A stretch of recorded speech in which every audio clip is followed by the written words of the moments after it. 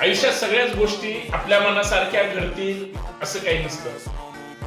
काही लोक स्वतःसाठी दुसऱ्याला कमी लेखण्याचा प्रयत्न करतात किंवा एखादी गोष्ट ताणण्याचा प्रयत्न करतात, आणि काही लोक एखादी गोष्ट ताणण्यासाठी एखाद्याचा वापर करतात. पण ते कधीच एक गोष्ट लक्षात ठेवत नाही की आपल्यामुळं किंवा आपल्या हट्टीपणामुळं एखाद्याचं चांगलं होत असेल तरी ते थांबवलं जातं आणि विनाकारण दुसऱ्याच्या चांगल्या कामात विरजण घातलं जातं.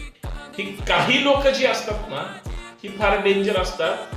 या लोकांमुळेच लोक काहीतरी चांगलं करायला किंवा 4 पावलं पुढे जायला नेहमी धजावत असतात.